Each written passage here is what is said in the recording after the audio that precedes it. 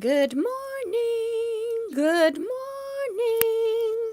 Much apologies for not being there yesterday, not being on Friday, but I have a life and sometimes it takes me away. I'm here today. That's what counts, right? And I'm here to talk about marriage. Marriage. I wanted to talk outside, but there is a guy walking aimlessly, and I do not need to be distracted by him or him in my business. So marriage. Um, I have never been married. I am 35 going on 36 and I don't feel sad about that. I don't cry about uh, not being married sooner. Sometimes I cry wondering if I'll ever like find a partner. I'm human, but I do not regret waiting whatsoever. Where do I even start? Where do I start? I heard that, hi there, if you watch TikToks, they always say that millennials, I'm a millennial by the way, millennials will film themselves up here, but Gen Z films themselves down here. And I've been filming myself down here, so I guess I am part of the cool kid circle. I make myself look the ugliest as possible in this angle, but whatever. See, look, it's like what Blanche says, right? Like it makes my face go down. It doesn't matter. It's not to these videos aren't to look good, so you'll see me how you see me, right? I'm presentable. Uh marriage. So I have a little different views about marriage. Like I said, I do not regret not having been married. I sometimes on Twitter I'll come across questions from strangers asking like what's the point of living if you're not married with kids or whatever. And I always tell them that, like, I've had so many adventures. I've experienced so much of life. Sometimes those life experiences were hard, they were tough, and they were painful. But a lot of those experiences I would not be have been able to do with a husband and kids. And I've had a fun life. The like not painful experiences. I'm gonna put you right here and look even worse. Look at this. What am I doing? I don't care what you think I look like. Okay, let me take a drink of water. One sec, one sec. Not water, coffee, because we're on coffee vlog. Uh, yeah, my experiences ranging anywhere from travel, drugs. I don't do drugs right now, but I did for a period of time. I don't advocate them for everyone, but I feel like they really enlightened me and brought me into a new level of understanding, and I do not regret them at all. I just don't like uppers, okay? Don't tell me, don't ask me to do coke. Don't try to peer pressure me into doing coke. I don't like it. It's never gonna happen. Uh, I got derailed by drugs. But it's not just drugs. Like I have been on a lot of adventures. I've got to see a lot of places, a lot of experiences. Right. Whenever I was like doing a lot of drugs, I was drinking like 5 nights out of the week. I was still a college student. Okay. And I was heartbroken and like people go through stuff. It was my journey. It was my journey. Uh, but on those like wild nights, like definitely there were some experiences that I would never have. I'll never get to have again. There were experiences in the workplace. I have worked a lot of jobs. I don't know if I would have worked all those jobs, had those jobs experiences if I had a husband and kids because that security is part of someone else's security, right? So my being able to tell a boss, screw you, I'm not going to take this abuse, bye, is something that I had the freedom to do as a single person, and that a wife and a mother would not have the freedom to do, right? Wife and mothers often have to stay in shitty jobs to feed their kids and to make sure their husband doesn't think they're slacking and not contributing, right? So I had the freedom to do that. I landed on my feet. I am pretty lucky that way. And thank you, God, for all the like reckless things that I've done. God has always got me. So thank you. I made it out alive. So those experiences, but while we're talking about jobs, I also got to develop my career, and that doesn't just mean being in the job that I want. I was able to spend hours upon hours upon hours writing and developing my skills and planning, developing stories, right? Planning how I was going to achieve those goals. And I could not have done all that if had to devote my energy to a husband and to kids. So this is not a regret story by any means. I do not regret not having been married. Yeah. But I do want marriage. I am a Libra. I do need a partner. I've been independent most of my life. Only child, latchkey kid. Didn't really have a best friend. Like, I've always had friends. I'm not gonna say like I was like loser or anything, because I've been popular in a sense, but never that like best friend, right? Like someone who would call me their best friend. Like, they've always drifted off to another best friend. Maybe Stephanie in high school. Thank you, Stephanie. I love you. We still talk. But would you call me your best friend? I don't know. But I love you, girl. Now I'm drifting out thinking about how much I love Stephanie. She has a Pisces moon, so she's just like... She's another Libra, too. So a Libra with a Pisces moon, she's a sweetheart. Back to you guys. Back to this vlog. So, yeah, been single most of my life. I go through periods, kind of a serial dater, not even monogamous. I mean, I stick to one person at a time, but I'll do like 4 months with this person, 4 months with that person, 2 months. Like, it was 4 months for a few years. But like, now it's like a 2-month mark. Like, if you can make it past 2 months, then we're in a committed, serious relationship. But 2 months is like the trial run. Like, I pretty much know, okay, this person is not for me, right? I know what works for me and what doesn't. So, yeah. And so, like, a lot of times they break up with me. So this isn't me being like choosy or dismissive or anything like that. Anyway, so I've been single for a long time, but then I'll go through like spouts of not dating anyone, not talking to anyone. There's always those questions of like, when was the last time you had sex? And every time it's something like, even if it's something like Christmas time, when was that? This is September. So the last time was, someone asked this recently. This is why I'm saying it. I'm an open book, so I'll share all of my information with you guys. But around Christmas time, so that's like 8 months, and they were like, oh, I'm so sorry. But like, I've gone way longer. I've gone like years.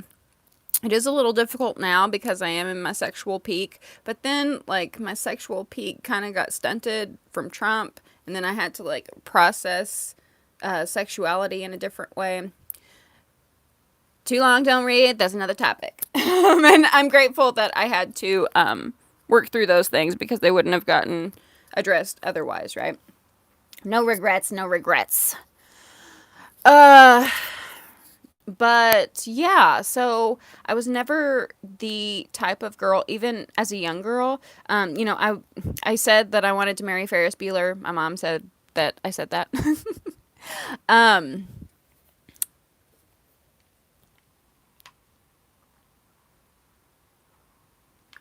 Woo.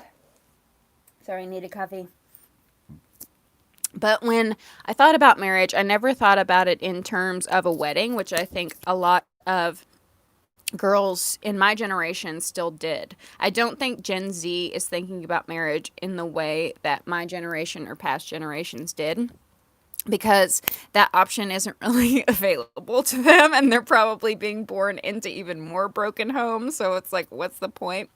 But I part of this twin flame journey is breaking paradigms. People do not understand that, but it's like you are meant to change the world, and they fixate on like their soulmate being there with them, but it's like, what is the mission? What is the purpose? You are like, your love is meant to shift these paradigms, right? So one of the shifts, I believe, is 11:11. Just flashed past the screen. One of the shifts that I'm supposed to bring into this world is like, let my brain, like, what a build up, what a build up. Lauren, retrieve it, retrieve it. You are meant to shift marriage, the way we think about marriage.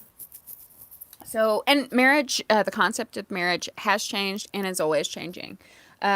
When, like, back in the day, a lot of common people did not get married, because marriage was more seen as an alliance diplomacy situation, to share wealth, to keep wealth, and to keep power, but also to like bridge countries. If you think about Marie Antoinette, I think she was from Austria, and Louis was from France. And so they had this arranged marriage so that the two countries could form this sort of diplomatic alliance, right? You could bridge two countries together through that partnership. And I think that's kind of sweet, right? I don't know. That's twin flamey, right? Because you have to, you're shifting the attitude, the culture of two different countries. Of course, we know what happened to Marie and Louis. They were classist, and yeah, French Revolution, all of that. But uh, common people didn't really marry, and then when they did start to marry, it wasn't this big ceremony, but because marriage became so commercial, like my generation, especially the people who were born at the tail end of it, they still had that idea of this big wedding, right? I think the big weddings probably started around Princess Diana. What do you guys think? Like, with that big, like, puff sleeve. Everyone remembers Princess Diana's wedding. And so, and then you had like the Disney princesses. Ariel kind of had the puff sleeve Princess Diana dress, right? But I think that's probably what started the like heavy commercialism of weddings. So people would go into debt for this one night. And of course, we all know that from that came a lot of divorce. Divorce rates are higher. People don't stay together as long. So, a lot of people would go into debt over these weddings for nothing, in my opinion. And I think, people my age and then younger, we started to see like, maybe that's not like all it's cracked up to be. But I do want to say that regardless of that cultural shift during my lifetime, even as a kid, I was not focused on marriage. Like, I did not get into the Princess Diana wedding. I loved Little Mermaid, but I loved her journey. Like, the journey was the most fun part, right? Escaping the sea and like seeing a new world. The marriage part was just like a small fraction, right? And my parents divorced when I was like 7, and I feel like they were meant to get married. They were meant to get divorced. Like, I've done their charts, composite, synastry, all that. So it was all meant to play out like it did. And I don't have any resentments in that regard. Uh, and I don't even want to say resentments, but like just inner child things I need to process, right? They're not my parents' responsibility. They are my responsibility as a grown up to heal my own inner child, right? So, they were kind of in like a cold, loveless marriage. I never really saw affection or warmth. I saw it in my mom and my stepdad, but they also had a they started off as a casual relationship, what they called a meaningless relationship. And they didn't like to show us PDA, so I never saw like touchy warmth, but like them interacting with each other, like I saw love that way. Like I knew they loved each other. I wish I would have saw more affection, right? And that was like their choice to not do it in front of me, but if I have kids, I'm going to show you that I love my man. But even then there was some coldness to it. There was some distance to it, right? To love and marriage. And they never got married. I call him my stepdad because he was in my life for like 10 years or something. And growing up, he was like second dad to me. He was my stepdad. But they never got married because actually something I said as a kid. Like some idiot thing I said as a kid. I said that marriage is just a piece of paper. And of course, they were both divorced. They were both jaded. So it was like, oh, yes, that child is right. Marriage is just a piece of paper. Let's not get married. But looking at my mom's chart, her north node is something like Libra in the 6th house, I think.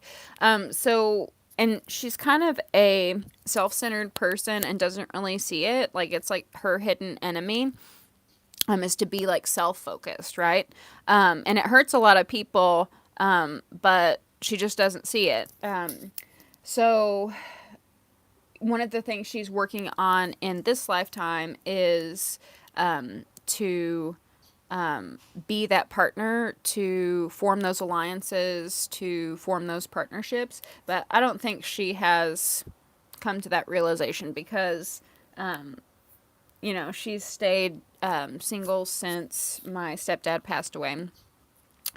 Anyway, so they didn't get married, and as a result, she did not get the house that they lived in. My stepsister did, which was okay. It's just, like, Robin wasn't in a place to take care of it at the time. My mom was. She could have, like, built that wealth up. But my mom also says, well, if we were married, then they would have come for me for taxes too.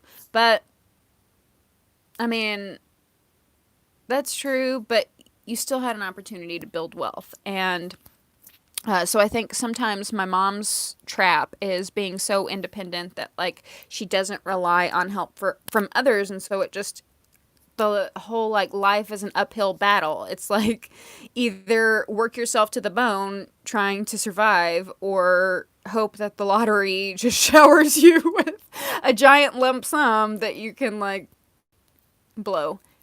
I have lost my my train of thought. I don't mean to rag on my parents. Anyway, so they didn't get married, and they lost out on that stuff. And I also, in hindsight, wish they did get married, because being a child in that situation, it is weird for me to say, he's my stepdad, but they were never really married. They just lived together. Like, it's a whole explanation just to explain this was the relationship that I had with this man, right? No, they weren't technically married, but blah, blah, blah, blah, blah. It's just confusing. So, while, like, I would be perfectly happy if I never got married. And I think I could accept if I didn't have children. It would be kind of a blow if I didn't have children. But if I do have kids, I do want a partner, and I do want them to be married for that reason, right? So that it's not weird for the child. Like, that's the baby daddy. I don't know. Just makes things easier, right? But my perception of marriage is a little different from the, like, commercialized, romanticized version of marriage, and I might have people thinking I'm being, like, really cynical about this, but it doesn't mean that I don't love deeply, and that I don't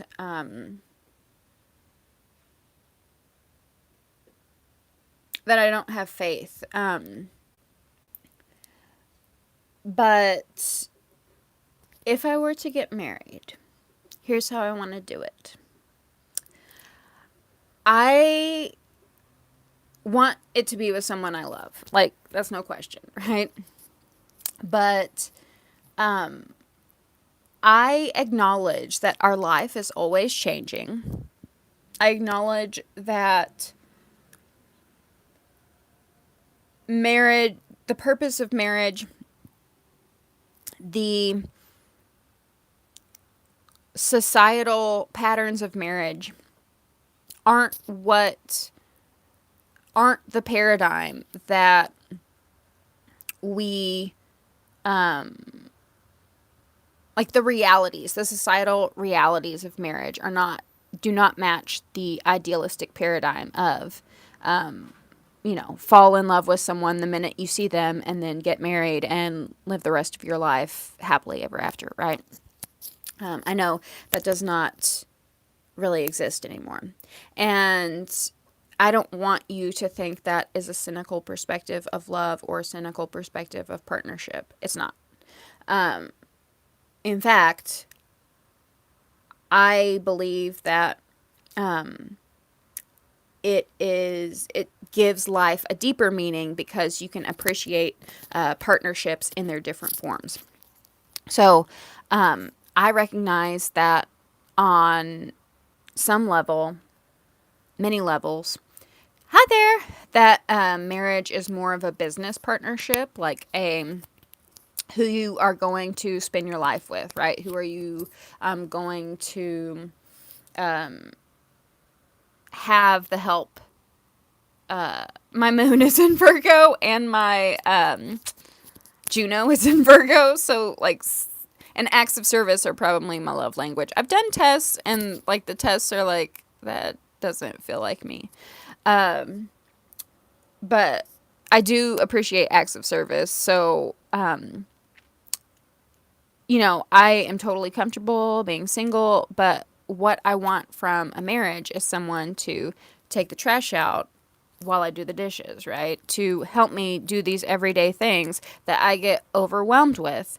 There is an African proverb that says something like, let me, like, think about it so that I don't butcher it.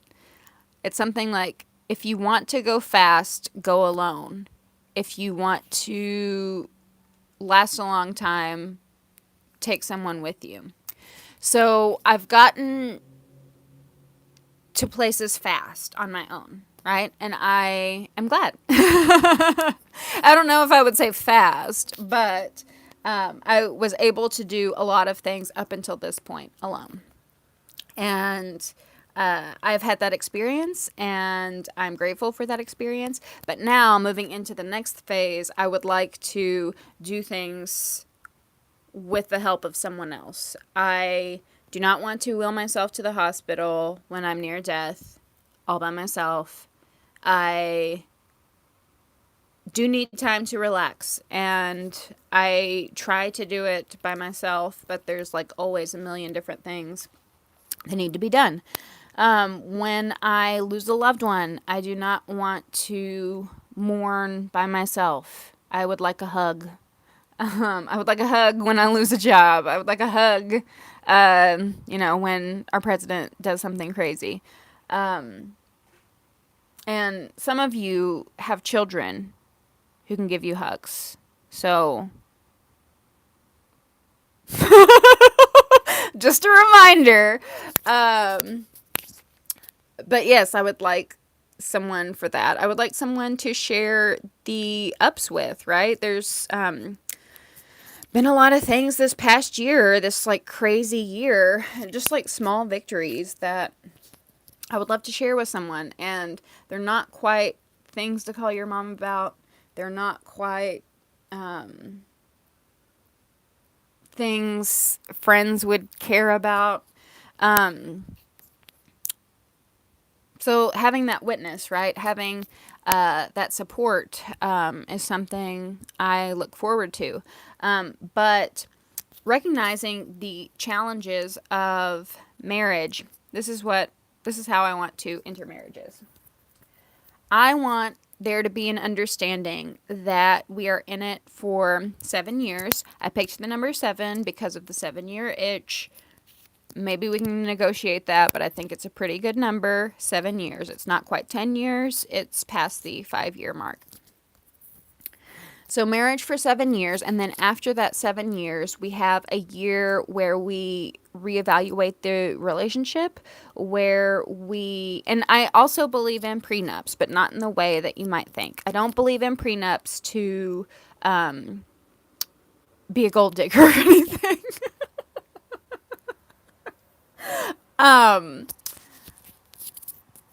Man, I think that's another reason why I am so different about marriage too. This is a little tangent, but my grandmother just passed away. She was 90 years old, and they were pretty religious, and the her husband, my granddad, he passed away a few years ago, but he used to always give me crap about gold digging stuff. Like, whenever I was a kid and didn't even understand it, he would like call my mom like a gold digging whore. And, he had his own issues, and he was just like processing the divorce, I guess. But like as a kid, that put some like weird things on me, especially like I'm realizing in my dating life too, because it's like on one hand I want someone to depend on, but on the other hand, I don't want them to think that I need them, right? Or that I only he once told me that I only love my dad for his money. What? Okay. I've gone on a tangent.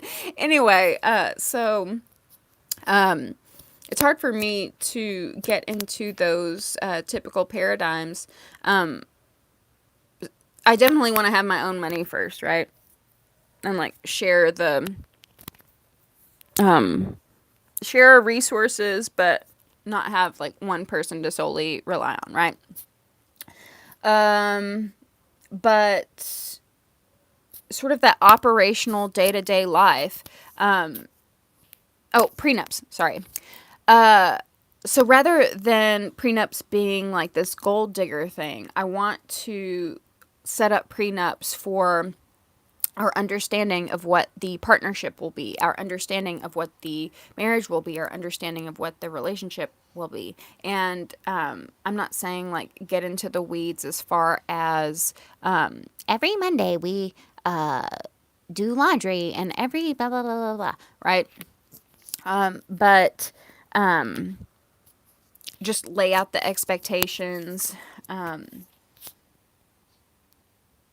expectations as far as what will happen if you get caught cheating, right? Do you get fined in the divorce if you get caught cheating? Stuff like that. But also expectations like children, right? Because a lot of people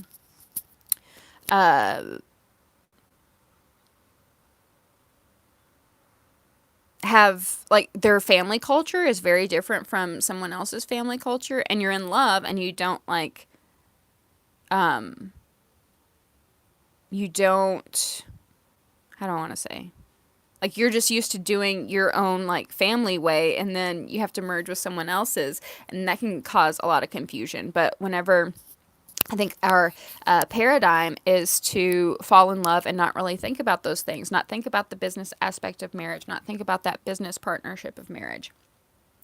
So we think, this is just love, and then reality hits, you get caught up in the mix. So after that 7 years, we'll have a 1 year opportunity to reevaluate the relationship. We can renegotiate that prenup, right? And renegotiate our expectations, because our expectations change too, right? What we thought 7 years ago might be different now. I also want to say with 7 is I think cells regenerate every 7 years. So you could be a whole new person and want a whole new thing for your life, right? So after that year evaluation, we can decide to go our separate ways or to renew the contract, renew the wedding contract, right? And I think that's even more romantic than just like marrying someone and expecting it to last like 100 years. That is a stupid expectation. Like, that's not real for anyone. But like, but it is romantic to me to like renew that. But every time I've pitched this, the like women have hated it.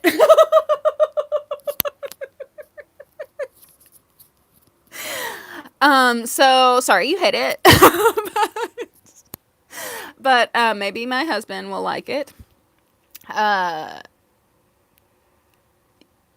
Do you guys like it? Thumbs up if you like it.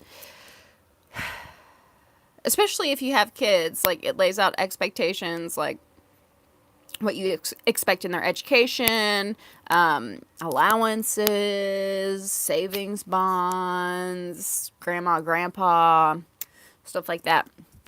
But as you change, you can rewrite the script, and so you're not bound to this contract for the rest of your life, because you didn't go over the details with your partner first as far as what to expect in the relationship, right? And divorces can be messy and heavy. So if you have that 7 year mark and then a 1 year evaluation, I feel like you have there's no, like, I didn't see that coming, right? Oh, golly gee, I did not see that coming. Because you actively talk about how the relationship has gone and where you want the relationship to go, like what you expect. And like I said, it does not have to be set in stone for 100 years. It can change every 7 years. I want that for myself and for my partner. And I don't know how that would work with children exactly. I want to say that it would be better. I have no idea. But I do feel like those contracts are still important. You don't have to have like a big fancy wedding or anything. But the women who have hated that idea, they are like, oh, that's not romantic. I want someone to love me forever. Yeah, we all do. We all do. But Be realistic. It's also coming from a perspective of valuing relationships for whatever time they're in your life, right? Um, it's like the women who hate it, who were like, that's so romantic. I want it to last forever. I don't want there to be any doubt. Like, where does that attitude get you? Like, they like fall in love with guys and then get married, get divorced, and then are jaded and then do it again. I don't know.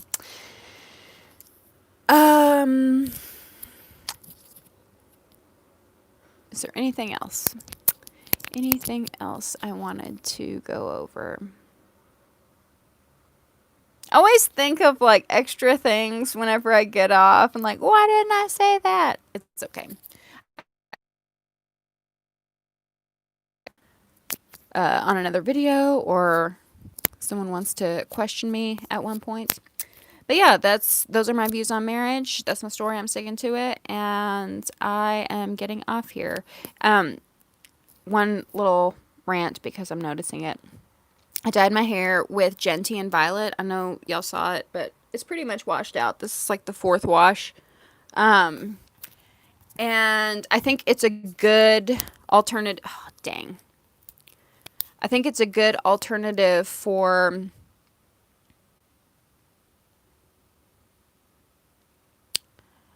lost my train of thought again. A good alternative for regular hair dye. If you want to dye your hair crazy colors, it's super cheap, super easy, very vibrant.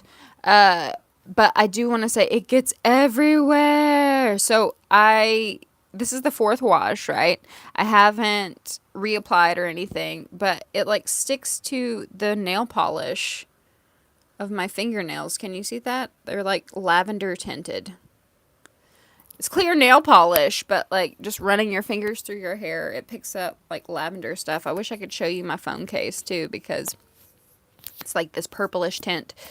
So if you do use Genti and Violet, it does wash out. It's just some things stain randomly.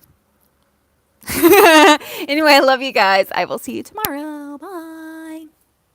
Bye bye.